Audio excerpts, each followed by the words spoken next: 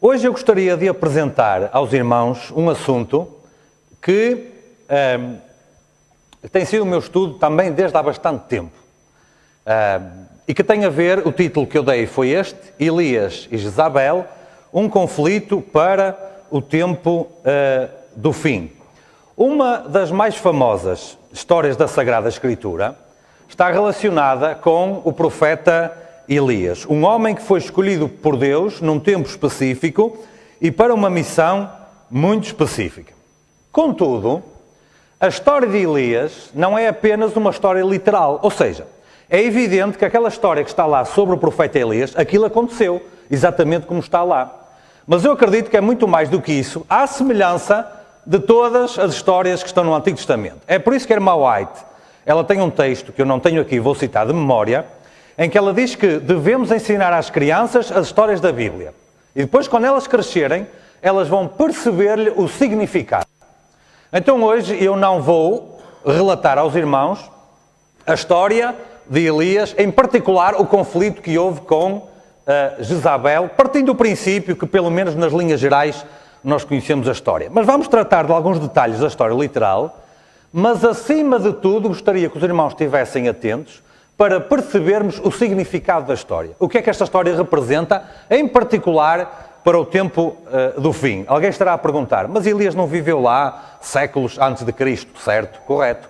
Isso é a história literal. Agora, o significado da história, como vamos ver já a seguir, aplica-se ao tempo do fim, que é a época em que nós vivemos. A Bíblia apresenta a história de um Elias, um homem que existiu, mas apresenta também outros Elias simbolicamente. Assim nós temos o Elias histórico, aquele do Velho Testamento, do livro de Reis, aquele que viveu no tempo de Acabe e de Jezabel. Temos também o Elias profético, que é a pessoa de João Batista, o ministério que ele desenvolveu anunciando a primeira vinda de Jesus.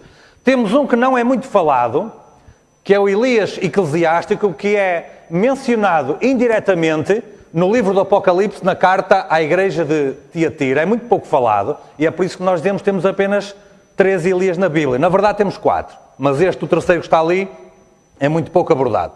E depois nós temos o Elias apocalíptico, que é quem? Que é o povo de Deus no final dos tempos. Os primeiros 2 que estão ali são pessoas que existiram mesmo. Os outros 2 não são pessoas, mas são grupos que acabam por tipologicamente representar e fazer o mesmo papel que os outros 2 lá atrás. E o que é que eu quero dizer com isto? Eu quero dizer que ao estudarmos a história do primeiro Elias, do Elias histórico, do tempo de Acabe e Jezabel, o homem chamado Elias, nós podemos perceber facilmente todos os outros, em particular aquele que nós vamos falar hoje mais em detalhe, que é o último. Vamos esquecer agora por um momento, os Elias estão ali com o número 2, com o número 3, e vamos falar do primeiro, da história que existiu lá atrás, e vamos fazer uma comparação, uma tipologia, uma representação, uma simbologia para o Elias do fim dos tempos, a Igreja de Deus do fim dos tempos, para ver se as coisas batem certo e se a história que está lá atrás do Elias real tem algo a ver com a função, com a missão, com a vida do povo de Deus, justamente no fim dos tempos. A Bíblia diz que Deus promete enviar Elias, mesmo antes da sua segunda vinda, e diz assim: eis que eu vos enviarei o profeta Elias, antes que venha o grande e terrível dia do Senhor. E ele, isto aqui é o primeiro ponto muito importante de hoje, qual é o objetivo desse Elias que virá antes do grande e terrível dia do Senhor? Converter o coração dos pais aos filhos e o coração dos filhos a seus pais, para que eu não venha e fira a terra com maldição. Temos, portanto, que antes da segunda vinda de Jesus, que está aqui representada como o grande e terrível dia do Senhor, esta expressão normalmente refere-se à segunda vinda de Jesus, haveria uma manifestação de Elias para fazer o quê? Para converter o povo. Ora, isto imediatamente nos reporta, porque Malaquias escreveu isto séculos depois do Elias real que existiu lá atrás. Então, se ele seria ainda enviado, quer dizer que não está-se a referir exatamente àquele que está lá atrás, mas alguém que viria à frente, que eu acredito que é um corpo organizado, mas que é identificado como Elias. Então nós vamos fazer isso, para perceber o que é o Elias que virá antes da segunda vinda de Jesus. Nós vamos ver a história do Elias lá atrás. E vamos falar exatamente desses dois e ver o paralelo. Portanto, falando da história literal do Elias do Velho Testamento, vamos tentar perceber algumas personagens envolvidas na história e depois algum do enredo dessa história. Eu tenho, sobre este assunto, eu disse uma coisa parecida numa igreja recentemente e assustaram-se, mas deixem-me concluir. Eu tenho um estudo sobre isto de 33 páginas.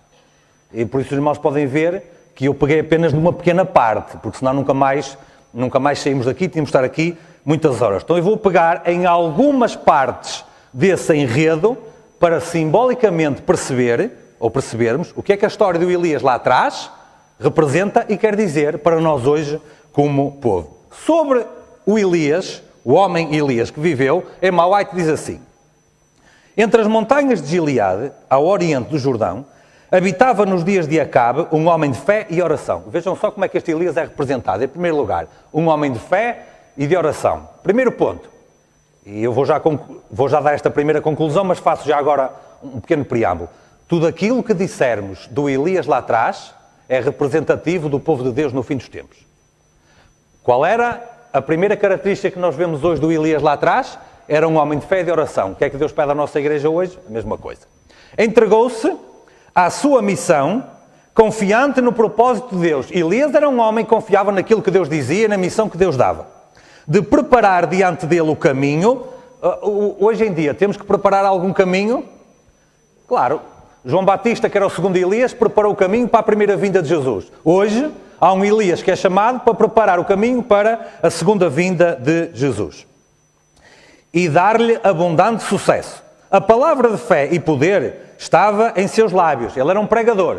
E pregava com fé e pregava com poder. E agora vejam só qual é uma característica da vida de Elias. Toda a sua vida estava devotada à obra da reforma. Tudo aquilo que aquele homem fazia tinha o objetivo de cumprir a missão que ele tinha. O que é que o Senhor pedirá à igreja hoje? Pedirá uma coisa diferente? Eu acho que não. Sua voz era a de quem clama no deserto, que era algo que se dizia também de João Batista, para repreender o pecado e fazer refluir a maré do mal. E conquanto viesse ao povo como reprovador do pecado, tinha uma missão difícil, o que é que ele fazia também? A sua mensagem oferecia o bálsamo de Gileade a toda a alma enferma do pecado que desejasse ser curada. Não era apenas alguém que repreendia o povo e que advertia, apresentava a cura. Sabem, às vezes nós ouvimos de dentro da igreja que a igreja é um hospital. Eu quero dizer que essa afirmação está incompleta. A igreja é um hospital para aqueles que desejam ser curados. Porque se eu for ao hospital e não aceitar o tratamento de um médico, como é que eu fico? Doente. Então a igreja é um hospital para aqueles que desejam ser curados e aceitam o tratamento do médico. Então Elias fazia isso. Elias apresentava ao médico e dizia qual era justamente o tratamento. Isto é a missão que Deus pede à sua igreja no fim do tempo. Muito resumidamente, como é evidente. Um outro personagem daquele tempo é Acabe. E sobre Acabe, a Bíblia diz assim: e Acabe, filho de Onri, começou a reinar sobre Israel no ano 38º de Asa, rei de Judá. E reinou Acabe. Portanto, qual era a função de Acabe? Acabe era o rei sobre Israel e Samaria 22 anos. Acabe, no tempo de Elias, era o poder político, era o poder civil. Repito, que é para os irmãos começarem a fazer as contas. E 1 mais 1 tem que dar sempre 2. No tempo de Elias, Acabe era o poder civil e político. Se Elias representa o povo de Deus no fim dos tempos, quem é o grande poder político e civil hoje? Agora vejam só. Elias estava lá em Israel, mas o povo de Deus hoje, o Elias de hoje, não está em Israel, está no mundo inteiro. Então, no mundo inteiro, quem é o grande poder civil e político que existe? A grande nação americana, sem dúvida nenhuma, que influencia todas as outras. E influenciará cada vez mais de acordo com o entendimento que nós temos da profecia bíblica. Será que escatologicamente Acabe pode representar nesta história, no fim dos tempos, o poder político e civil da grande nação americana, a partir do qual politicamente, civilmente e legislativamente se precipitarão os últimos acontecimentos da história? Pois eu acredito muito bem que sim. Há ainda um outro personagem, aliás, há mais dois, e aqui entra um personagem fulcral nesta história, que é Jezabel. E sobre Jezabel, eu quero ler dois textos da serva do Senhor para atentarmos a duas características desta mulher. Elias, diz-nos já todas as nações, fugiu para salvar a vida diante das ameaças da idólatra Jezabel. Primeira característica de Jezabel que vemos aqui, ela era idólatra. O que é a idolatria? Há um mandamento que diz, não terás outros deuses diante de mim, certo? Ter outros deuses diante de Deus é uma idolatria. Jezabel tinha uma característica, que ela era idólatra, mas tinha uma outra característica também. E diz assim, de uma disposição cobiçosa por natureza, Acabe, fortalecido e sustentado na prática do mal por Jezabel. Qual era a outra característica de Jezabel? Praticava o mal. Poderíamos dar aqui outras características, mas como eu disse, eu estou a tentar resumir nos pontos principais. Jezabel era idólatra e Jezabel praticava o mal. Jezabel era uma mulher. E uma mulher, profeticamente e na Bíblia, representa o quê? Representa uma igreja. E há uma mulher que representa uma igreja que é idólatra e que pratica o mal. O que é praticar o mal? É o contrário do bem. Deus pratica o bem. Tudo aquilo que vai contra Deus é a prática do mal. Então nós temos uma mulher, que é uma igreja, que é idólatra, que se mistura com a casa de Israel, que se mistura com a religião verdadeira, mas que é idólatra e que pratica o mal. Jezabel foi uma rainha, foi uma mulher que casou com Acabe e impôs o culto a Baal que tinha sido trazido do paganismo. Ela impôs o culto a Baal. Quem era Baal naquele tempo? A irmã White diz assim, acerca deste Deus Baal. Suas súplicas, isto é quando os profetas de Baal clamaram a Baal no Monte Carmelo. Suas súplicas são misturadas com maldições a seu, o que é que diz? Deus Sol, por não enviar fogo para os seus altares. Quem era Baal? Era o seu Deus Sol. Então nós temos uma igreja idólatra que pratica o mal e que tem o Sol como Deus. Então hoje em dia isto é o quê? Está toda a gente a pensar, mas não tem coragem de dizer, não é? Isto é o catolicismo romano. Isto é o papado romano. O papado romano é uma igreja que pega na verdade, que é o cristianismo, mistura com o paganismo, é idólatra, pratica o mal, e de que maneira? Mas se apresenta como sendo quase que a religião oficial do mundo inteiro, pelo menos dentro do cristianismo.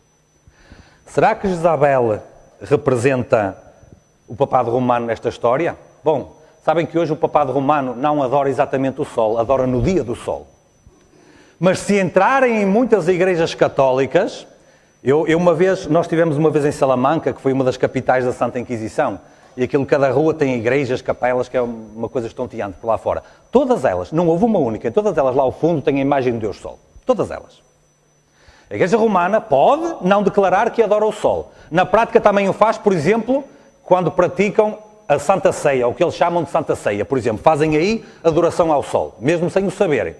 Mas uma coisa é certa, adoram no dia do Sol. Isso não há possibilidade nenhuma. Portanto, Jezabel, certamente que no fim dos tempos, representa este tipo de religião falsa. Há ainda um outro personagem que convém considerar, que é quem? 1 de Reis diz assim, agora pois, manda reunir-se a mim todo Israel, isto foi o desafio que Elias fez, no Monte Carmelo, como também, quem é que ele mandou reunir também? Os 450 profetas de Baal e os 400 profetas de Azerá que comem da mesa de Jezabel. Estamos a falar de profetas da idolatria. Profetas de Baal. Azerá era uma... Bom, era muito interessante falar agora aqui acerca disto de Azerá, porque Azerá era conhecida como a Rainha dos Céus. Azerá era uma deusa reconhecida como a Rainha dos Céus. E hoje no catolicismo romano há alguém que é adorado e venerado como uma Rainha dos Céus. Isto só para dar mais consistência à tipologia e à simbologia que estou justamente a fazer. Mas o que é que nós temos aqui? Nós temos aqui falsos profetas. Nós temos aqui falsos profetas que também se juntam a este enredo. E sobre os falsos profetas, Ellen White tem um texto que diz assim: somos advertidos de que haveria nos últimos dias falsos profetas, e a Bíblia dá-nos uma prova pela qual reconhecer os seus ensinos, a fim de podermos distinguir entre o falso e o verdadeiro. Veja o que ela está a dizer, que nos últimos dias haveria falsos profetas. Qual é o teste? O grande teste para aferir é a lei de Deus, que se aplica tanto às profecias como ao caráter moral dos profetas. Então, o falso profeta é aquele que não respeita a lei de Deus, tanto nas profecias que diz, como no caráter moral que o dizem. Será que nós hoje podemos ter algum grupo de falsos profetas que se alimenta à mesa de Jezabel? Temos, sim, senhora. Querem saber quem é? É o protestantismo apostatado, em particular na América do Norte. Porquê? Porque alguém dirá assim, mas o protestantismo apostatado come à mesa da Igreja Romana? Claro que come. A partir do momento em que eles consagram o domingo como dia santo e acreditam na imortalidade da alma, estão a dedicar-se a quem? À Escritura? À Bíblia? A Deus? Não. Estão a reconhecer a autoridade de Roma. Dizem-se protestantes, mas não são. Porque se fossem protestantes, acreditavam na Bíblia. Ao aceitarem o domingo como dia falso e ao acreditarem na mortalidade da alma, que tanto um como o outro são dogmas e marcas da Igreja Romana, estão a prestar a sua vassalagem a quem? Estão a comer na mesa de Jezabel. Então quem são estes falsos profetas da história de Elias hoje em dia? Justamente o protestantismo apostatado. Em resumo, temos que a simbologia da história é a seguinte.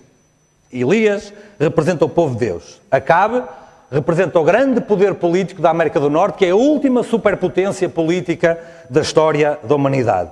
Jezabel representa a Igreja Romana e os falsos profetas representam justamente o protestantismo apostatado. Agora os irmãos dirão assim, na verdade eu estou a ver ali um paralelo. É que eu vejo o povo de Deus sozinho contra três. Parece que há uma tríplice aliança contra o povo de Deus. Sabem que o livro do Apocalipse confirma exatamente isto mesmo? Vejam só, nós temos Acabe, Jezabel e os falsos profetas. Três poderes contra o povo de Deus. Apocalipse diz assim, e da boca do dragão, e da boca da besta, e da boca do falso profeta, vi sair 3 espíritos imundos. Estão a ver aqui uma falsa trindade que luta contra o povo de Deus. O que é que nós temos aqui? Nós temos aqui Satanás, através do dragão, que tem como seu representante na Terra justamente o papado romano, que é a Jezabel do fim dos tempos. Depois nós temos a besta, que é a segunda do Apocalipse 13, que é o poder político de Acabe, que no fim dos tempos é a grande nação americana. E depois nós temos o falso profeta, que usa a mesma linguagem que é usada na história de Esther, que não é mais nem menos do que o protestantismo apostatado, que faz ou fará ainda mais a vontade a essa Jezabel, a essa rainha idólatra. Recuperando e fazendo agora um bocadinho de enredo. Nós temos Acabe como líder político, temos a mulher adúltera, que é uma religião apóstata que mistura o culto verdadeiro a Deus com paganismo. Temos os falsos profetas que servem a mulher e alargam o alcance religioso. E depois temos Deus que chama Elias, Deus que chama o seu povo para denunciar esta apostasia e apelar o povo a voltar-se para ele. E finalmente, Elias é odiado e perseguido, apesar da sua mensagem volta-se para Deus. Ainda falta um ponto importante que é o desfecho final, mas deixaremos isso depois lá mais para o fim. Ao ver estes 5 pontos que mencionei aqui, nós estamos a ver a história dos últimos séculos. Nós podemos pegar nestes personagens e identificá-los na história ao longo dos últimos séculos, em particular a partir de 1798. Olhemos agora por um momento para a família real, Acabe e Jezabel. E eu vou destacar alguns pontos daquilo que a revelação nos diz. E fez Acabe, filho de Onre, o que era mau aos olhos do Senhor. Acabe não foi um rei conforme a vontade de Deus, mais do que todos os que foram antes dele. E sucedeu que, como se fora pouco a andar nos pecados de Jeroboão, filho de Nebate, ou seja, já não era mal o suficiente andar nos pecados daqueles que o antecederam, fez outra coisa ainda pior. Tomou por mulher a Jezabel e foi e serviu a Baal e o adorou. O poder civil, o poder político, casou com uma religião apóstata. Sabem o que é isto? Isto é o princípio da mistura entre Estado e Igreja. Que Deus não é a favor disso. Os adventistas também não são a favor disso. Isto é a mistura do Estado e da Igreja. Está para acontecer a primeira vez na história em que isto resulta bem. E nunca vai resultar bem. Porque isto não deve acontecer. Quando o Estado e a Igreja se misturam, imediatamente acontece uma coisa, ameaça a liberdade de consciência. Imediatamente. Por isso é que Elias foi perseguido, por exemplo. Mas isto é o que acontece aqui. Simbolicamente, o rei mantinha uma relação ilegítima com a Igreja. E se os irmãos quiserem, isto é a história do papado romano e das monarquias europeias ao longo de séculos e séculos e séculos. Porém, agora vejam só, ninguém fora como Acabe que se vendera para fazer o que era mau aos olhos do Senhor. Porquê é que Acabe fazia o que era mau aos olhos do Senhor? Porque Jezabel, sua mulher, o incitava, diz a Sagrada Escritura. Ou seja, quando se mistura Estado e Igreja, quem é que é mais forte? Quem é que influencia quem? A Igreja influencia sempre o Estado. Esta é a história de séculos de humanidade. Aqui acontecia exatamente a mesma coisa. Jezabel é que influenciava o poder político, é que influenciava Acabe. Porquê? Porquê? Que personalidade é que tinha Acabe? E ao vermos a personalidade de Acabe, vamos perceber como é que o poder político durante séculos e hoje e no futuro ainda mais vai ceder facilmente diante do grande poder religioso. Querem ver que personalidade tinha Acabe? Acabe era fraco em capacidade moral. Sua união por casamento com uma mulher idólatra e de caráter decidido, Acabe era fraco, mas Jezabel não era fraca. Ela era forte, decidida. E de temperamento definido, resultou em desastre tanto para ele como para a nação. Destituído de princípio e sem nenhuma alta norma de reto proceder, seu caráter foi facilmente modelado pelo espírito determinado de Jezabel. Irmãos, podem ter a certeza de uma coisa. O papado romano pode andar apagado há 200 anos, ou mais de 200 anos, mas eles não perderam nenhuma das suas características. E uma delas é, aquilo que nós queremos, nós vamos conseguir. Aquilo que nós queremos, nós vamos em frente, passamos por cima de reis, passamos por cima de presidentes e vamos conseguir. Uma vez, inclusive, ouvi um cardeal americano dizer a maior ameaça à Igreja Católica é a liberdade de consciência. Concordo totalmente com ele. E como é que eles conseguem restringir a liberdade de consciência? Casando-se com o Estado. E quando eles casam com o Estado, prevalecem sempre diante do Estado. Da mesma maneira como Jezabel prevalecia diante de Acabe. Acabe era um frouxo. Acabe eram bolas. Era uma marionete nas mãos de Jezabel. É o que acontece com os Estados que se unem justamente com o catolicismo e isto está demonstrado pela história. Agora queria mostrar-vos aqui uma coisa que me arrepiou quando eu li pela primeira vez. Quão poucos, isto é texto de Irmão White, estão a ver lá em cima a citação. Quão poucos reconhecem o poder de uma mulher não consagrada. Deus teria estado com Acabe se ele tivesse andado nos conselhos do céu. Mas Acabe assim não fez. Casou com uma mulher dada à idolatria. E agora vejam o que é que vem a seguir. O que é que Irmão White diz do que se passava neste lar, neste casamento. Jezabel tinha mais poder sobre o rei do que o próprio Deus. Rei de Israel. Jezabel, a idolatria, o praticar o mal, o paganismo, tinha mais poder sobre aquele homem do que o próprio Deus. Ela arrastou-o para a idolatria e com ele, por consequência, o que é que aconteceu? Veio o povo. Isto assustou-me um bocadinho quando eu li. Uma influência pagã, idólatra, anticristã, antidivina, tudo o que quisermos, tinha mais influência no rei de Israel do que o próprio Deus. Se calhar dá para a gente pensar um bocadinho. Agora, o real caráter de Jezabel não era desconhecido e ignorado por todos. E sucedeu que, percebem que eu estou a saltar um bocadinho de lado para lado, apenas para aplicar aqui alguns princípios. E sucedeu que, vendo Jurão a Jeú, disse, "Há paz, Jeú?" E ele disse, "Que paz, enquanto as prostituições da tua mãe Jezabel e as suas feitiçarias são tantas." Havia pessoas que estavam de olho aberto e que percebiam o que é que Jezabel estava a fazer no meio do povo. Da mesma maneira, hoje em dia, há pessoas no mundo que estão abertas e que percebem a influência que a religião falsa faz no mundo inteiro. Agora, este texto dá-nos a entender, sob uma forma simbólica, nós percebemos quais são os princípios por detrás deste poder do mal. Diz aqui que Jezabel era prostituta, era mãe e tinha feitiçarias. Sabem que prostituta na Bíblia, hoje é um termo um bocadinho desagradável, como é evidente. Na Bíblia, prostituta e adúltera têm o significado de quem se prostituiu religiosamente. Ou seja, os fiéis crentes de Deus são puros, são limpos. A fiel igreja de Deus é mulher de um só marido. Aquela igreja que vai com qualquer onda de paganismo, com qualquer idolatria, é uma igreja prostituta, porque violou os votos matrimoniais com aquele que devia ser o seu único marido. Jezabel era assim, mas também era mãe, que é uma coisa muito interessante, e vamos já ver porquê, também era mãe e também fazia justamente feitiçarias. Agora, ela era mãe, ela era prostituta e ela era feiticeira. Sabem que os romanistas dizem que a Igreja Católica é a mãe de todas as igrejas? Vou mostrar-vos um texto. Isto foi o então cardeal Ratzinger, depois mais tarde ele veio a tornar-se o sumo pontífice romano. Ele na altura era o prefeito para a Congregação da Doutrina e para a Fé, que é a entidade que sucedeu à Santa Inquisição.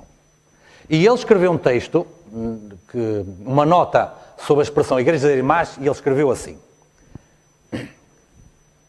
em sentido próprio, igrejas irmãs são exclusivamente as igrejas particulares, ou seja, as outras, os protestantes, evangélicos, todos esses. E agora veja o que é que ele diz. Deverá resultar sempre claro, mesmo quando a expressão igrejas irmãs é usada neste sentido próprio, que a Igreja Universal, una, santa, católica e apostólica, não é irmã, mas mãe de todas as igrejas particulares. Aquilo que a Bíblia diz sobre Jezabel, Roma hoje diz sobre ela própria. Portanto, não precisamos de muito para perceber isto. Agora deixem-me dizer-vos uma coisa. Sabem como é que ela no White descreve Jezabel? Descreve assim. E agora vejam lá se 1 mais 1 não é igual a 2. Jorão, rei de Israel, a Casia de Judá e Jezabel, a rainha-mãe. Estão a perceber o recado? Estão a perceber a simbologia? Estão a perceber a tipologia? Jezabel representa lá atrás aquilo que o papado romano é hoje. Tal e qual. E uma coisa que me assusta é que nós temos tanta dificuldade em admitir, em falar o óbvio. É que nós estamos cercados, nós estamos rodeados de influências por todo lado deste tipo de apostasia e nem nos apercebemos. Mas também diz que esta Jezabel era prostituta, espiritualmente, simbolicamente. E no livro de Apocalipse, sobre a Igreja Romana, diz assim: e na sua testa estava escrito o nome, Mistério, a Grande Babilónia, a mãe, mais uma vez, mas mãe de quê? Das prostituições e abominações da terra. E também dizia que ela era feiticeira, que enganava com os seus feitiços. E o Apocalipse, sobre a Igreja Romana, ou sobre a Grande Babilónia, diz: todas as nações foram enganadas por quê? Pelas tuas feitiçarias. Elias era o povo de Deus. Acabe era o poder político. Jezabel é o poder religioso apóstata. E tudo se aplica justamente ao fim dos tempos. Na prática, Jezabel faz o que quer com a autoridade do rei. Aliás, um exemplo disto é aquela história do confisco ou da expropriação à vinha de Nabote. Lembram-se? Que o rei queria ser honesto, queria respeitar a lei, mas Roma está pouco interessada em respeitar a lei. Roma quer atingir os seus objetivos. Chega junto do rei, faz uma trapaça, faz um suborno para haver falsas testemunhas e arranja maneira de roubar e de obter aquilo que quer. A irmã White diz que Roma não muda. E Roma não muda. Apenas está muito quietinha porque levou uma pancada, levou uma ferida. Mas assim que a ferida se recupere, vamos ver a mesma Roma dos séculos anteriores. Esta Jezabel representa um sistema religioso forte, impetuoso, decidido e dedicado naquilo que é os seus objetivos, que usa um poder político mole, fraco e que lhe faz todas as vontades. Em consequência, a nação tinha corrompido o seu culto a Deus. E devido a esta apostasia, os juízos de Deus começaram a abater-se. Então Elias, o tisbita, dos moradores de Gileade, disse a Acabe: vive o Senhor Deus de Israel, perante cuja face eu estou, que nestes anos nem orvalho, nem chuva haverá, senão segundo a minha palavra. E esta foi a famosa seca de 3 anos e meio que houve naquele tempo, quando o Senhor veio dar um último aviso ao seu povo de que não estava nada contente com aquilo que estava a acontecer. No livro de Tiago nós temos uma outra explicação desta ocasião que diz assim: Elias era homem sujeito às mesmas paixões que nós. Estão a ver aqui? Às vezes podemos pensar que Elias era um sobredotado. Não! A Bíblia diz que ele era um homem como nós, sujeito aos mesmos problemas e dificuldades como nós. E orando, pediu que não chovesse. E por 3 anos e meio, ou por 3 anos e 6 meses, não choveu sobre a terra. Vou fazer apenas uma pequena linha, um pequeno parágrafo. 3 anos e meio, quantos dias são? 1260 dias. 42 meses. O que é que isto faz lembrar? Pois faz lembrar os 1260 anos de perseguição papal ao verdadeiro povo de Deus de então. Não faz? Que terminou quando?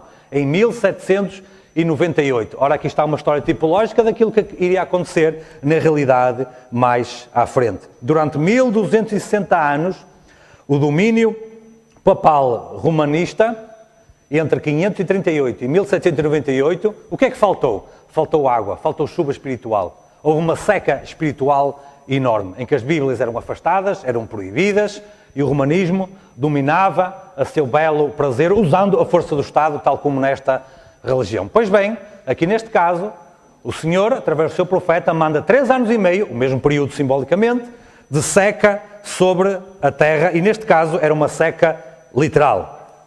Elias, isto é um ponto muito interessante, depois de haver esta seca, como é que Elias foi considerado por estar a haver a seca? E sucedeu que, vendo Acabe, Elias disse: és tu o perturbador de Israel? Ou seja, o poder político, o poder civil, olha para o povo de Deus e diz assim: tu é que és o culpado por isto que está a acontecer. Deixa-me dizer-vos uma coisa. No fim dos tempos, vai haver pragas que vão ser lançadas sobre a terra. Em consequência dos juízos de Deus que começam-se a abater devido à impiedade que atingiu o limite da paciência de Deus. Diz Irmão White assim: vi que os 4 anjos segurariam os 4 ventos até que a obra de Jesus estivesse terminada no santuário, e então viriam as 7 últimas pragas. Essas pragas enfureceram os ímpios contra os justos, pois pensavam que nós havíamos trazido os juízos divinos sobre ele e que se pudessem livrar a terra de nós, as pragas cessariam. Qual é a diferença para a história de Elias? Nenhuma. Elias era o único que representava o povo de Deus, a fiel doutrina, e foi acusado de ser o culpado do mal que havia. E por causa disso, tentaram fazer o que com ele? Tentaram matá-lo, tentaram acabar com ele. O que é que está previsto para o fim dos tempos? Estão a ver que a história é a mesma? Mudam apenas os personagens, muda a localização geográfica, mas todos os princípios da história são sempre os mesmos. É por isso que a Bíblia diz que não há nada de novo debaixo do sol. O que foi lá atrás voltará justamente a ser. Elias procurou refúgio, procurou proteção e foi-se preparar para o deserto, onde Deus lhe tinha um lugar preparado. E agora vejam só. Depois veio a ele a palavra do Senhor dizendo: retira-te daqui e vai para o Oriente e esconde-te junto ao ribeiro de Querite, que está diante do Jordão.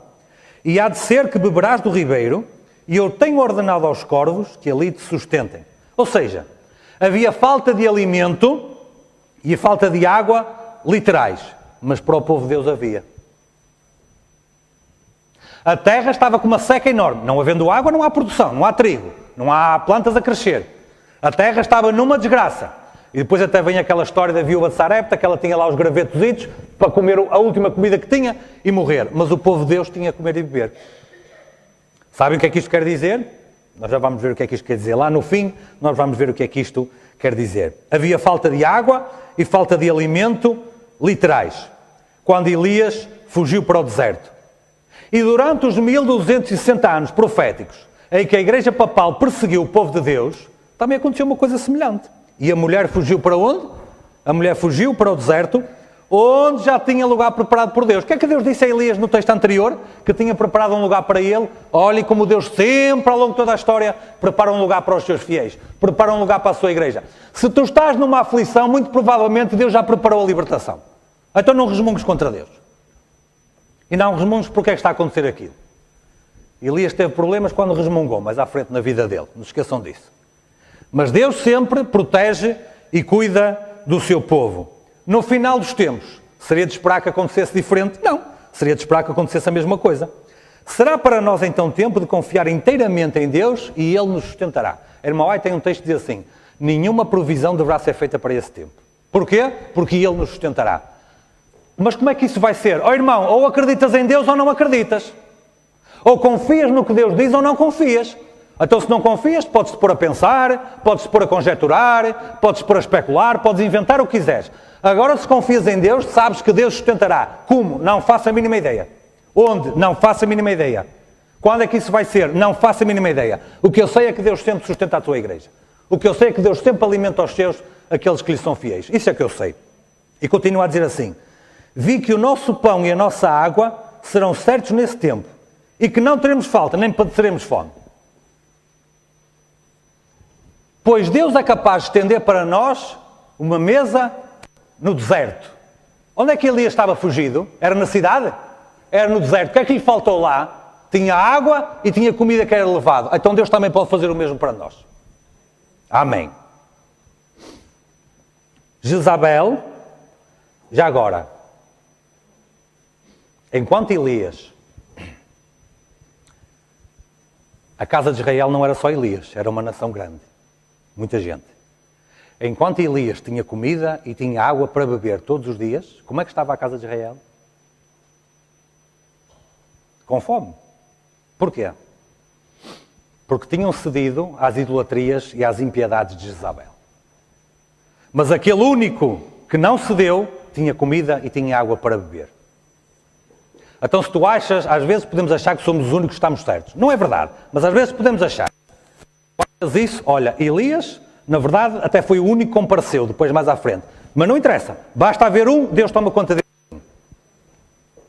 E por isso, Jezabel perseguia e massacrava todos quantos não concordavam com ela. Há aquele episódio, aliás, o texto continua dizendo, se necessário, ele enviaria corvos para alimentar-nos, como fez com Elias, ou faria chover maná do céu, como fez com os israelitas, para fundamentar isto que acabamos de dizer. Há aquele episódio em que Jezabel persegue os que não aceitavam os seus ditames, que diz assim: porque sucedeu que, destruindo Jezabel os profetas do Senhor, Obadias tomou 100 profetas e de 50 em 50 os escondeu numa cova e os sustentou com pão e água. Estão a ver? Jezabel lança uma forte perseguição, mas Deus providencia para que fique sempre o quê? Sabem o que é isto? Um remanescente. Isto é um remanescente. Deus sempre providencia que fique um remanescente. Nem que seja só um no caso do Elias, nem que seja só 100 neste caso, ou 101 com Elias, porque Elias já vivia neste tempo. Aqui nós vemos o povo de Deus a fugir e a esconder-se da perseguição. Agora, Jezabel nunca desiste. Não se esqueçam disto. Roma nunca desiste das suas intenções. Até ao dia em que Deus finalmente destruir pecado e pecadores para sempre, nunca vão desistir das suas intenções. Nunca vão desistir. E Jezabel fazia a mesma coisa. Isto é depois do episódio no Monte Carmelo, certo? Quando Elias vence os profetas de Baal, que falaremos já a seguir. E Acabe fez saber a Jezabel tudo quanto Elias havia feito e como totalmente matara todos os profetas à espada, depois do encontro no Monte Carmelo. Então Jezabel mandou um mensageiro a Elias e dizer-lhe: assim me façam os deuses, e outro tanto, se de certo amanhã a estas horas não puser a tua vida como a um deles. Elias venceu, o Senhor foi vindicado, viu-se que Deus era o único Deus, Jezabel desistiu, não, continuou a tentar fazer o mesmo que fazia. Não se deixem enganar pelas palavrinhas falsas de Roma. Roma hoje fala muito em tolerância, liberdade religiosa. É tudo uma estratégia para chegar a um fim. Eles não querem liberdade religiosa, eles não querem nada de liberdade de consciência. Não confundamos no meio disto tudo o catolicismo romano com o crente católico. O crente católico é uma pessoa honesta, sincera, respeitadora, como qualquer um de nós está aqui, mais. O que estamos a falar é do papado romano, é das intenções romanas. E aí sim, aí o camaleão muda de cor conforme lhe interessa a circunstância onde está. E é por isso que hoje, como não tem o poder político do seu lado, é por isso que hoje fala muito bem, com palavrinhas muito mansas, visitando os pobres e tudo mais. Não se deixe enganar, Roma nunca, nunca desiste. No fim dos tempos, acontecerá algo parecido com isto? E foi-lhe concedido que desse espírito à imagem da besta e fizesse que fossem mortos todos que não adorassem a imagem da besta. Elias não cedia à adoração dos deuses de Jezabel. O que é que ela fazia? Temos que o matar. No fim dos tempos, exatamente a mesma coisa. Já vimos, portanto, o rei fraco e a rainha forte. Um poder político fraco e um poder religioso forte. Vamos olhar agora para os falsos profetas que faziam a vontade de Jezabel, que serviam como seus ajudantes na idolatria e no paganismo. Este é um texto que nós já lemos, em que Elias desafia esses falsos profetas a se juntarem contra eles. E eu vou destacar mais uma vez o facto de eles comerem à mesa de Jezabel. E o que é que isto quer dizer? Eles alimentam-se das doutrinas de Jezabel. Que eu já expliquei há pouco como é que o protestantismo apostatado se alimenta de duas das principais doutrinas de Roma, que é o falso sábado e o falso estado dos mortos, que são os dois grandes pontos em confronto que a Igreja Adventista tem como missão desmascarar diante do mundo inteiro. Vejam só a coincidência, que não há coincidências. É exatamente assim que funciona. Já agora, deixa-me dizer-vos uma coisa, irmãos. Jezabel alimenta os falsos profetas. Quem é que alimentava Elias? Mandados por quem? Quem é que alimenta verdadeiramente o povo de Deus? Espiritualmente é Deus que alimenta.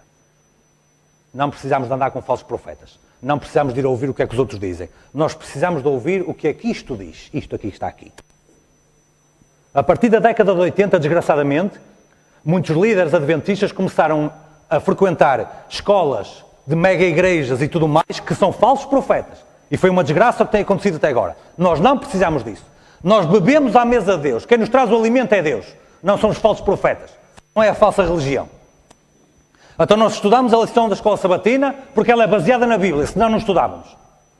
Nós lemos os livros de Irmão White porque todos eles estão em consonância com a Bíblia, senão não líamos. A Sagrada Escritura é a única norma de fé, de prática para o povo de Deus do fim dos tempos. Tudo o que vier fora disso é para queimar. E não interessa de nada. Porque é Deus que alimenta o seu povo, enquanto que, por outro lado, é Jezabel que alimenta os falsos profetas. Elias não é um revolucionário iluminado que traz uma mensagem nova. Ora, vejam qual era a pregação dele. Responde-me, Senhor, responde-me, para que este povo conheça que Tu és o Senhor Deus e que fizeste voltar o seu coração. Outra palavra para voltar o seu coração, arrependimento. Voltar o seu coração. Porque o nosso coração deixou-se embebedar pelas feitiçarias, pelas prostituições de Jezabel. Então é preciso voltar. Como é que isto se chama? Conversão e arrependimento. Ou arrependimento e conversão, como quiserem. Agora, Elias era um israelita. Elias era um israelita.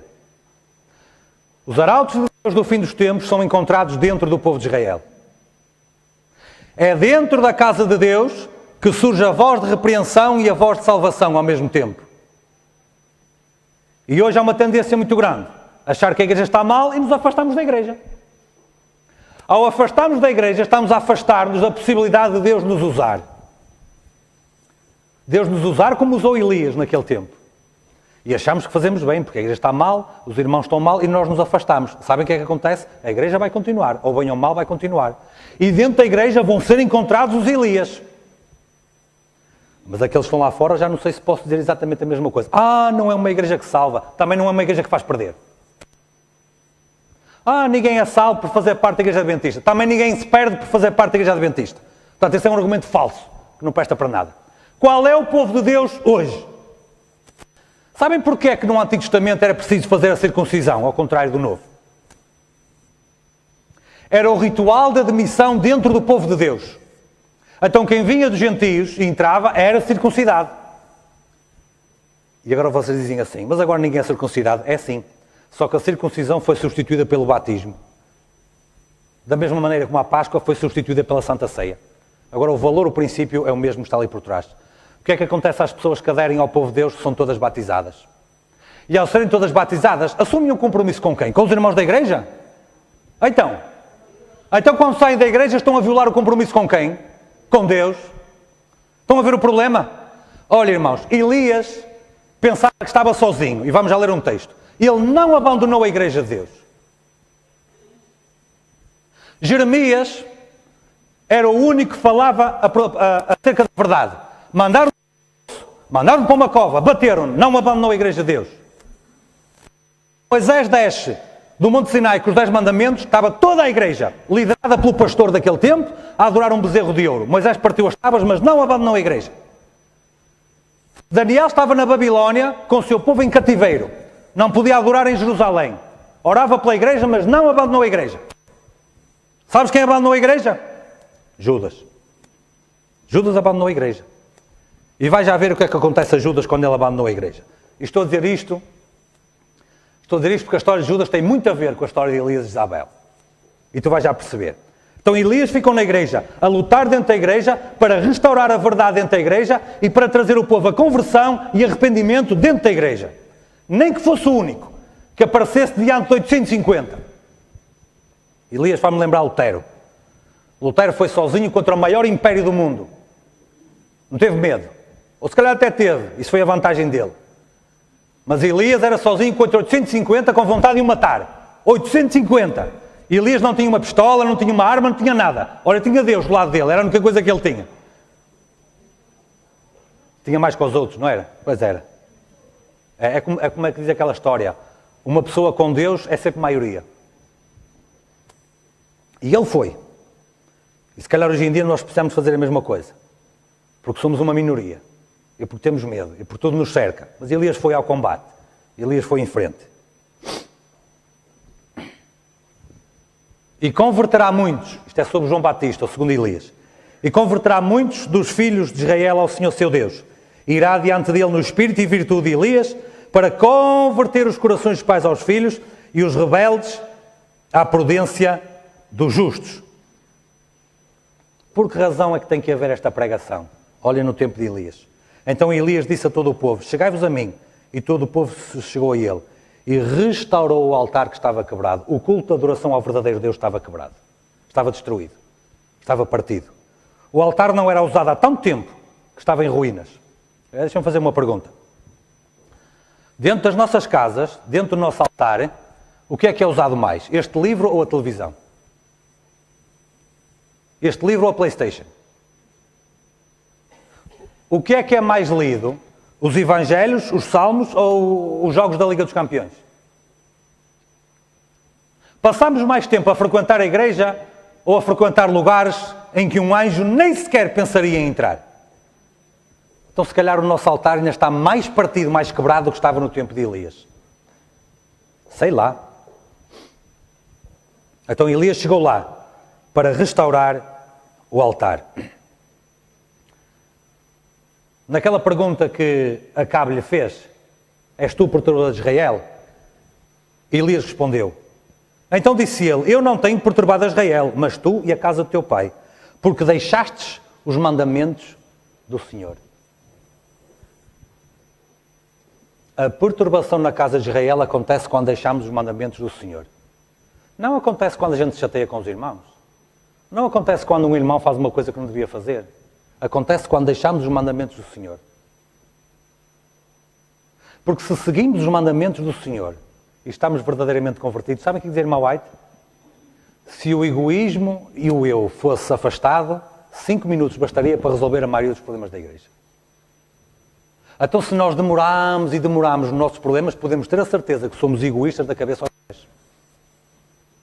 E ao ser egoístas da cabeça aos pés, estamos a violar a primeira linha do primeiro mandamento.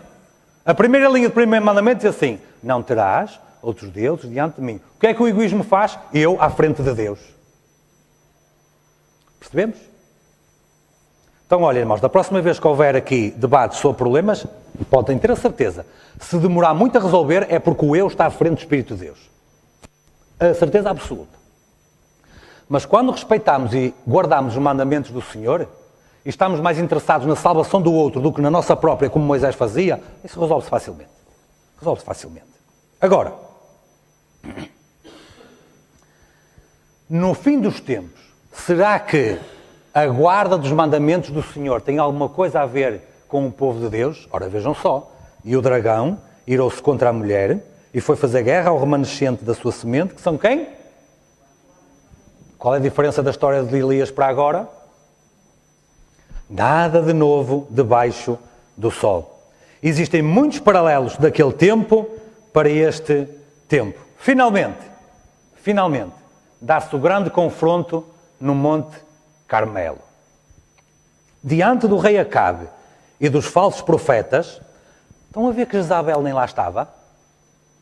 Sabe o que é que ela faz? Instiga o rei, instiga os falsos profetas, manda-os contra o povo de Deus e fica quietinha atrás, muito santinha, como se não fosse nada com ela, à espera que o povo de Deus seja destruído. Podem ter a certeza que no fim dos tempos, nem sempre o catolicismo romano aparecerá no título da notícia. Nem sempre. Porque faz o seu trabalhinho de bastidores para instigar o poder político, para instigar a religião apostatada e fica lá, como se nada fosse, enquanto os outros estão a fazer aquilo que é o seu objetivo. Então aparece lá Acabe, falsos profetas, e rodeado das tribos reunidas de Israel, ou seja, toda a gente está a assistir àquilo, ali está Elias, o único que apareceu para reivindicar a honra de Jeová. O único. E como eu disse há pouco, às vezes podes pensar que está toda a igreja mal. Olha, Elias era o único que apareceu lá. Apresentou-se no posto do dever. Apresentou-se no lugar onde devia estar. Não importa se os outros fogem. Não importa se os outros são cobardes. Não importa se os outros abandonam a igreja. Não importa se os outros falam mal tudo. Não importa se o pastor não vem. Ele apresentou-se lá. Olha que não estava lá nenhum sacerdote. Não estava lá nenhum sacerdote para ajudar Elias. Portanto, os irmãos hoje estão à espera do pastor das ações de igreja, desenganem-se. Elias apresentou-se lá sozinho.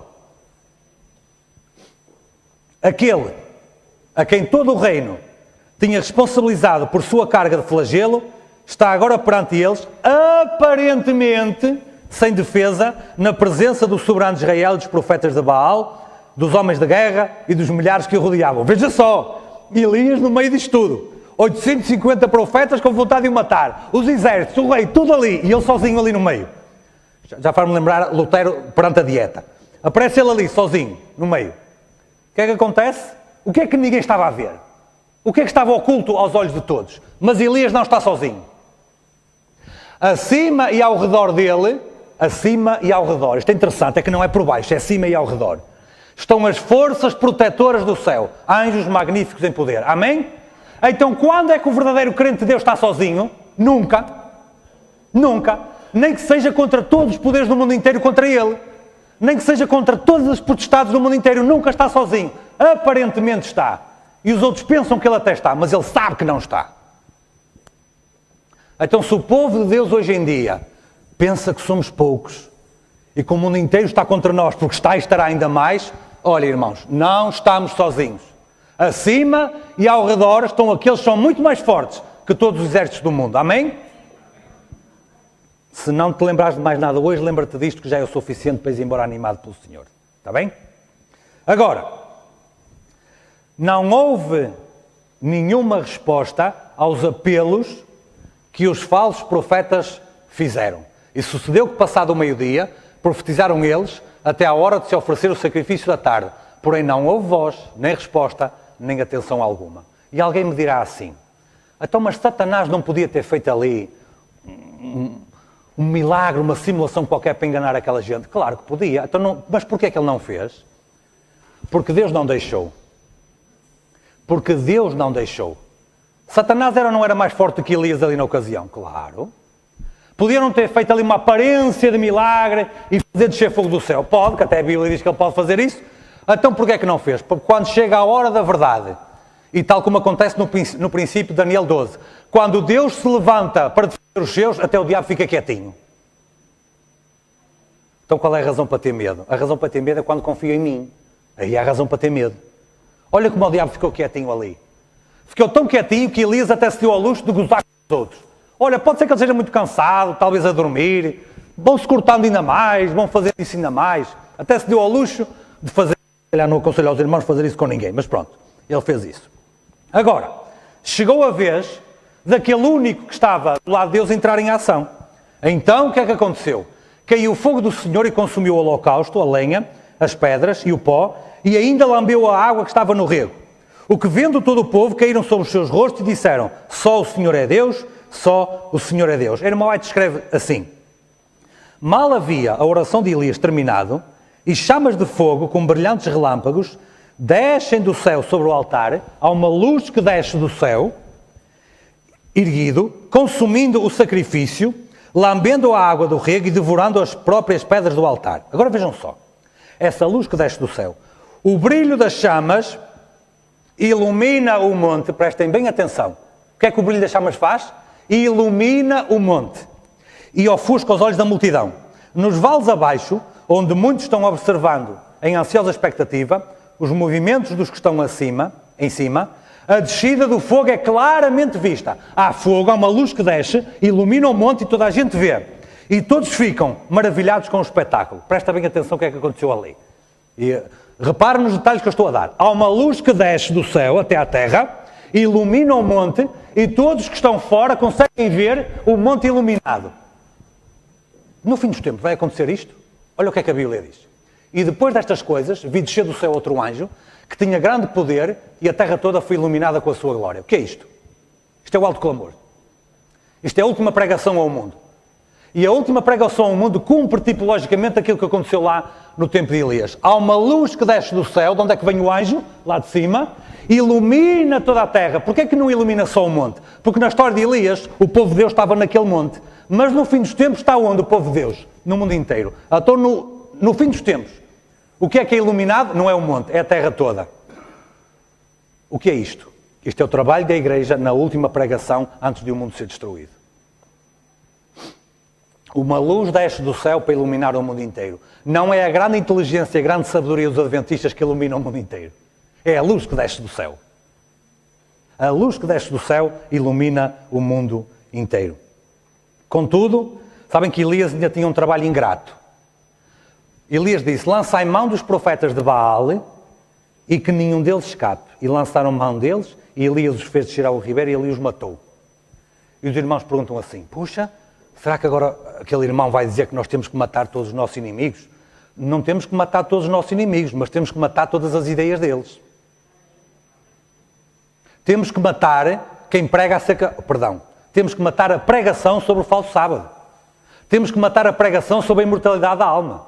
Temos que matar toda a pregação que se opõe à guarda dos mandamentos de Deus. Não matar as pessoas, claro. Sabem, na Bíblia quem é que exerce vingança? Deus ou o povo de Deus quando Deus manda. Não é por nossa conta que é exercida a vingança. Então eu não estou a sugerir aos irmãos que vamos por aí matar quem se opõe à verdade bíblica. Por favor, era o que mais faltava. Nós devemos ir por aí atrair para salvar, assim é que é. Agora as ideias, irmãos, é preciso derrubá-las até ao fim. Foi isso que Elias fez. Antes deste ato estranho, que foi matar estes homens todos, 850. Foi isto que ele fez. Fez uma pregação para dar uma oportunidade. 3 anos e meio de juízos de Deus, ninguém quis saber. Quando ultrapassamos os limites da graça, aí já não é tanto a misericórdia de Deus que atua, mas é a sua justiça, que também é banhada com misericórdia, como sabemos. Como é que finalmente terminaram Acabe e Jezabel? E morreu o rei, e o levaram para Samaria, e sepultaram o rei em Samaria. E lavando-se o carro no tanque de Samaria, prestem bem atenção, os cães lamberam o seu sangue. Assim terminou Acabe. Os cães lamberam o seu sangue. Ora, as prostitutas se lavavam ali. Irmãos, há tantos detalhes que eu gostaria de falar. E Elias passou a vida toda corrompendo-se como uma prostituta espiritual. Como é que ele terminou? Num lugar onde as prostitutas estavam. Assim como nós decidimos passar a nossa vida, é assim que nós terminaremos. Elias decidiu passar a sua vida confiando em Deus. Como é que terminou a vida dele? Vamos já ver. Nem terminou, mas vamos já ver. Acabe passou a sua vida dando asas à idolatria que aquela prostituta espiritual trouxe para dentro de sua casa. Assim terminou ele e o seu sangue. Isto até é uma cena horripilante até, como já vamos ver a seguir, outra parecida. Conforme a palavra que o Senhor tinha dado. Jezabel. O que é que a Bíblia diz sobre o fim de Jezabel? E também acerca de Jezabel falou o Senhor dizendo, os cães comerão a Jezabel junto ao antemuro de Israel. Aquele que morrer dos de Acabe na cidade, os cães o comerão. E o que morrer no campo, as aves do céu o comerão. E esta profecia está cumprida no capítulo 9 de 2 de Reis, versículos 9 e 10. E vamos ver apenas e só um detalhe acerca de Jezabel. Depois Jeú veio a Israel, o que ouvindo Jezabel, pintou-se em volta dos olhos, o que daria um sermão muito interessante, mas não vamos falar agora, enfeitou a sua cabeça e olhou pela janela. E entrando Jeú pelas portas, disse ela, teve paz Zinri que matou a seu senhor, muito simpática a Jezabel. E levantou ele o rosto para a janela e disse, quem é comigo? Quem? E 2 ou 3 eunucos olharam para ele. Então disse ele, lançai-a daí abaixo. Jezabel estava à janela a recebê-los e a ordem que lhes foi dada foi, atirai-a daí abaixo. E lançaram-na abaixo. E foram salpicados com o seu sangue a parede e os cavalos e Jeú a atropelou. Entrando ele e havendo comido e bebido, disse, olhai por aquela maldita e sepultai-a porque é filha de rei. E foram para a sepultar, porém não acharam dela, senão somente a caveira, os pés e as palmas das mãos. Alguma coisa tinha acontecido ao corpo. Já vamos ver.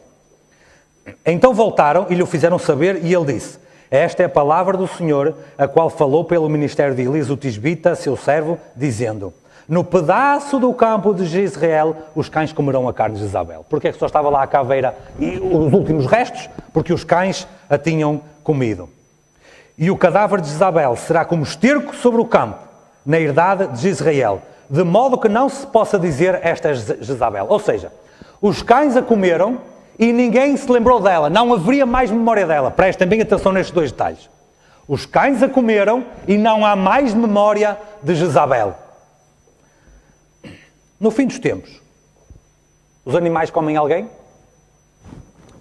E os demais foram mortos com a espada, estamos a falar dos perdidos, foram mortos com a espada que saía da boca do que estava assentado sobre o cavalo, e todas as aves do céu se fartaram das suas carnes. E os irmãos diziam assim: mas ali no tempo de Acabe eram os cães e as aves, e agora é só as aves. Sabem, os cães, entendidos simbolicamente, os cães vivem dentro da cidade, as aves tanto vivem dentro como fora, porque vão por cima. E no fim dos tempos já nada de errado, já nada de corrupto entra dentro da cidade. Então os que estão cá fora são comidos pelas aves. Porque já, simbolicamente, espiritualmente, os cães, sabem que o cão era um animal impuro naquela cultura. Os cães não entram dentro da cidade. Não entram dentro da cidade. Mas vejam só, no fim dos tempos, cumprir-se-á para com os perdidos o mesmo fim que aconteceu com Acabe e que aconteceu com Jezabel. Uma profecia sobre Gog, que são os últimos enganados por Satanás no fim dos tempos, diz assim: nos montes de Israel cairás, tu e todas as tuas tropas, e os povos que estão contigo, e às aves de rapina de toda a espécie, e aos animais do campo te darei por comida. O que é que acontecerá aos últimos ímpios, aos últimos perdidos? Aqueles que se deixaram embebedar pelas doutrinas falsas da Jezabel do fim dos tempos, terão o mesmo fim da Jezabel e de Acabe. Serão comidos pelas aves do campo, as aves do céu e os animais do campo. E os irmãos dirão assim: correto, percebi que isto vai acontecer aos ímpios, àqueles que se opõem a Deus. Deixa-me ler um texto acerca do seguinte. Isto é um texto que a irmã vai estar a descrever quando iam levar Jesus para ser crucificado. Quando iam a levar Jesus para ser crucificado, ela diz assim: ao passarem por local retirado, viram ao pé de uma árvore sem vida o corpo de Judas, que tinha saído para se enforcar. Era uma cena horripilante. Seu peso rompera a corda em que se pendurava a árvore. Ao cair, rebentara-se-lhe terrivelmente o corpo, e cães estavam mesmo agora... Judas, um discípulo de Deus, 3 anos e meio a ouvir as palavras de Jesus. Fazia parte do grupo próximo de Jesus. E tem o mesmo fim de Jezabel. Dá que pensar, não dá, irmãos? Dá que pensar. Não é por estar na igreja. Não é por fazer parte do rol de membros. Não é por vir aqui apresentar o sermão sobre Elias e Jezabel. Não é por isso. Aqueles que estão convertidos, se arrependem e transformam o seu caráter à imagem e semelhança de Jesus, esses sim, esses são os Elias. Os outros, seja os ímpios, seja os lá de fora, seja os cá dentro que se perdem, simbolicamente todos são comidos por cães. Já viram que coisa triste? Mesmo dentro da igreja? Mas é isso que a revelação nos diz. O fim é sempre o mesmo. Agora, nós já vimos como é que Jezabel morreu. Ela foi atirada da janela, certo? Então posso dizer que Jezabel teve uma queda, certo? Não confundir com a queda do Eutico, isso foi outra coisa. Jezabel teve uma queda. No fim dos tempos, alguém cai? Quem é que cai no fim dos tempos? Ora vejam o que é que a Bíblia diz. Perdão. Caiu Babilónia. Deixa-me só ler aqui atrás. Aqui é o texto que diz quando Jezabel cai. Quando ela é atirada da janela e ela cai abaixo e depois os cães vão lá acabar com ela. No fim dos tempos alguém cai. Caiu Babilónia, aquela grande cidade. Caiu a grande Babilónia. Então, se alguém tinha dúvidas até agora acerca de quem se refere a Jezabel hoje, está aqui, a grande Babilónia, liderada pelo papado romano. E dizia lá atrás que não haveria mais memória de Jezabel, não mais se falaria dela. E destes, no fim dos tempos, o fundo do seu tormento só para todo sempre.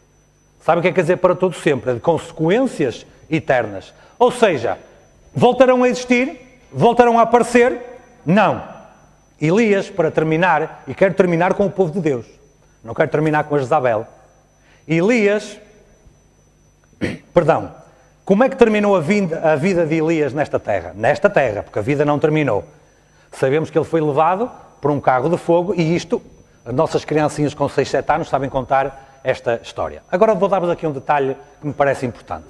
E sucedeu que indo eles andando e falando, eis que um carro de fogo com cavalos de fogo os separou um do outro. O que vendo Eliseu clamou, prestem bem atenção ao que é que Eliseu diz quando Elias sobe. Meu pai, carros de Israel e seus cavaleiros. E nunca mais o viu. 2 pormenores importantes. Eliseu diz, meu pai, carros de Israel e seus cavaleiros, e nunca mais viu Elias. Agora vejam só. Ellen White a descrever, vamos ler o texto. Os justos vivos são transformados num abrir e fechar de olhos. Estamos a falar da volta de Jesus. À voz de Deus, eles foram glorificados. Agora, tornam-se imortais e com os santos ressuscitados são arrebatados para encontrar o seu Senhor nos ares. De cada lado do carro de nuvens, Elias foi num carro de fogo. Os últimos servos de Deus que vão ao céu vão num carro de nuvens. Agora vejam só. Existem asas e debaixo dele se acham rodas vivas, etc, etc. E os remidos bradam aleluia, enquanto o carro prossegue em direção à Nova Jerusalém. Um carro vem buscar Elias, um carro vem buscar os últimos fiéis de Deus. Diz que nunca mais se viu Elias e diz que os fiéis seguem em direção à Nova Jerusalém. Quer dizer que na terra eles nunca mais se veem. Mas eu acho que tem mais aqui. Eu acho que tem mais aqui por trás. Ora, vamos lá ver. Quando Elias está a subir, Eliseu diz, meu pai, carros de Israel e seus cavaleiros. Certo? Mas, quando Eliseu morreu, ou mesmo antes dele morrer, nos últimos momentos, há um rei que diz assim, meu pai, carros de Israel e seus cavaleiros. Mas Eliseu não foi levado ao céu num carro. Eliseu faleceu e foi enterrado. Então, por que usar a mesma expressão para um e para outro? A expressão carros de Israel não representa um veículo onde a gente se coloca, tem rodas e anda. A expressão carros de Israel quer dizer o protetor de Israel. O protetor de Israel. Então, no tempo de Elias, houve um carro que veio buscar Elias. O protetor de Israel veio buscar Elias. No fim dos tempos, há um carro de nuvens que vem buscar os últimos salvos. O que é que quer dizer carro? O protetor. Qual é a conclusão que nós tiramos daqui? Quem é que veio buscar Elias? Jesus veio buscar Elias. E poderia estar aqui a demorar-me em argumentos para vos demonstrar isso e vou mostrar apenas um pequeno. O Senhor veio buscar Elias da mesma maneira como virá buscar os seus no fim dos tempos. Se os irmãos têm dúvidas acerca disso, sabem quando Moisés morreu, Elias representa os servos que vão para o céu sem passar pela morte. Moisés representa os salvos que vão para o céu depois de passar pela morte. Quando Moisés morreu, o que é que aconteceu cá em baixo? Uma disputa pelo corpo de Moisés. Então, se houve uma disputa é porque Cristo veio cá buscá-lo. Porque Satanás não tinha acesso ao céu. Então, o Senhor vem buscar Elias e o Senhor vem buscar os seus no fim dos tempos. Lembram-se deste famoso episódio, quando Eliseu faz uma oração que eles pensavam que estavam sozinhos? E o que é que Eliseu orou? Para que os olhos do moço se abrissem e o monte estava cheio de quê? Cavalos e carros de fogo. Sabe o que é que isto quer dizer? Estamos muito bem protegidos pelo protetor de Israel. Mais uma vez, os servos de Deus não estão sozinhos. Mas eles não estão sozinhos neste caso porque viam carros de fogo, carros e cavaleiros. E quando Elias subiu, também foi carros e cavaleiros de fogo que apareceram ali. Quando Moisés viu a primeira manifestação divina a chamá-lo para o Egito, qual foi essa manifestação? Fogo, um arbusto que ardia sem se consumir. Um arbusto que ardia sem se consumir. Porquê é que Satanás, em Ezequiel 28, porquê é que Lúcifer queria habitar nas pedras afogueadas? As pedras que libertam fogo, porque é o lugar da habitação de Deus. Então o fogo e a presença do fogo está associada a quê? Ao próprio Deus. À presença do próprio Deus. O Shekinah o que era? Um brilho enorme, um fogo que ardia. Quando Moisés descia do monte, as pessoas nem podiam olhar para o seu rosto, que ele parecia que estava a arder, tão brilhante que estava. Porquê? Porque esteve na presença do fogo eterno que mantém. Isso quer dizer o quê, irmãos? Isso quer dizer que os carros de Deus são 20 milhares, milhares de milhares. O Senhor está entre eles como no Sinai. Como é que o Senhor se manifestava no Sinai? Através do fogo no monte. E de noite quedava sobre eles. Tu subiste ao alto e levaste cativo o cativeiro. Olhem aqui uma descrição de quando o fogo protetor do Senhor vem buscar os seus servos. O Senhor está com eles, ou entre eles, como no Sinai, no lugar santo. E tu subiste ao alto e levaste cativo o cativeiro. Quando é que o Senhor vai levar cativo o cativeiro? Na segunda vinda de Jesus. Que é tipologicamente representado por quando ele veio buscar Elias num carro de fogo e que levou para o céu exatamente Elias. A minha pergunta final é: será que a igreja hoje está pronta para ser o último Elias? Está pronta para ser o último povo de Deus sobre a terra?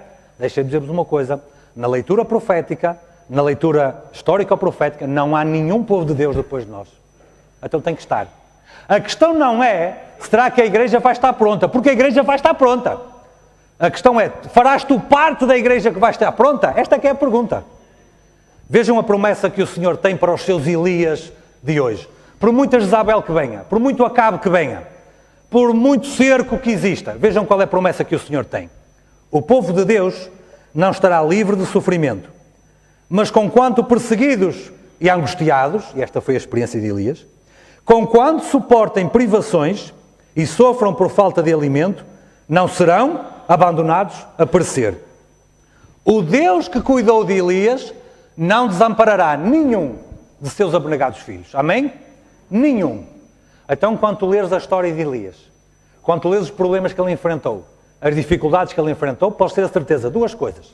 O mesmo acontecerá com o povo de Deus no fim dos tempos e provavelmente até já começa a acontecer agora. Mas uma certeza maior do que essa é esta que está aqui. O Deus que cuidou de Elias não desamparará nenhum de seus abnegados filhos. Irmãos, que o Senhor nos ajude a permanecer de pé tal e qual Elias permaneceu até ao dia em que o Senhor nos venha buscar.